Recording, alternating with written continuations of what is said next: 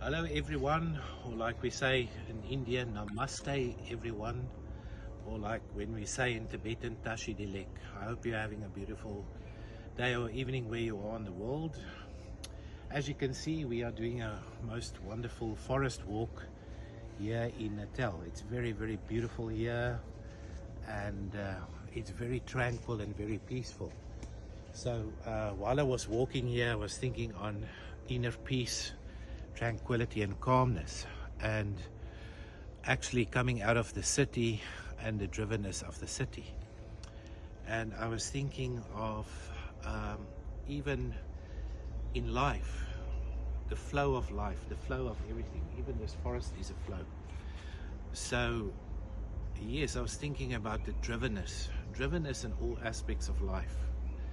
But as a spiritual person, I was also thinking of spiritual drivenness and how negative spiritual drivenness is, and spiritual competition, because I've seen that people are driven, and when they come out of the normal crazy, we call third dimensional life, and they switch over to spirituality or become spiritual, because spiritual these days is the in thing, you know, and sometimes people just jump on the spiritual wagon. I think we can miss the point if our first aim of spirituality is not to look within, find ourselves and create inner peace. Because without inner peace, any spiritual practice can become mundane and a worldly practice. You know, spiritual drivenness is bad, because I can see people, even in spirituality, competing with each other. Oh, my meditation is better than yours. My meditation is longer than yours. Oh, I'm enlightened. And as soon as a person say they're enlightened, then I start thinking, because enlightenment is a process, you know. If a person says he's enlightened, then he must really go and look in the mirror.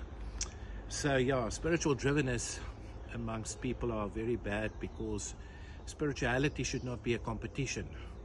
Look, my yoga is better than you. Look, I can do yoga, you can't do yoga.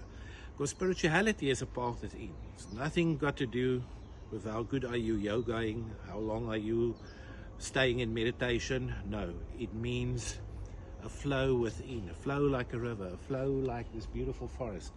You become a flow, and in that flow you become one with everything, and we call that oneness. And as you come in that flow and you start looking within, you discover your true nature. What is your highest true nature? It's love. And when we start practicing love towards ourselves first, towards others, it changes into a higher spiritual love called transcending love.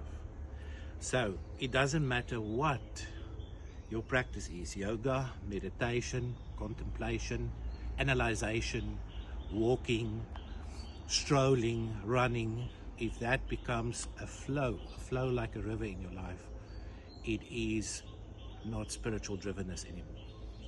As soon as your spirituality becomes a competition with someone else, it loses its essence. It loses its deep essence of love, and it becomes a worldly practice that brings very, very negative karma.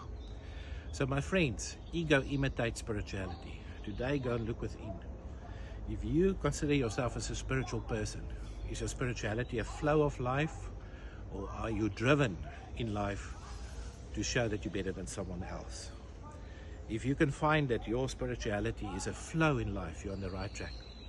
But if you find that your practice becomes a competition with someone else's spirituality or some other organization's spirituality, when that happens and you want to show that you're better than others, you've lost the plot. You need to come back within and say to yourself, where is the flow? Where is the inner peace? So I thank you, my friends, today. I'm going to take this walk further, and I hope to see you later again. Bye.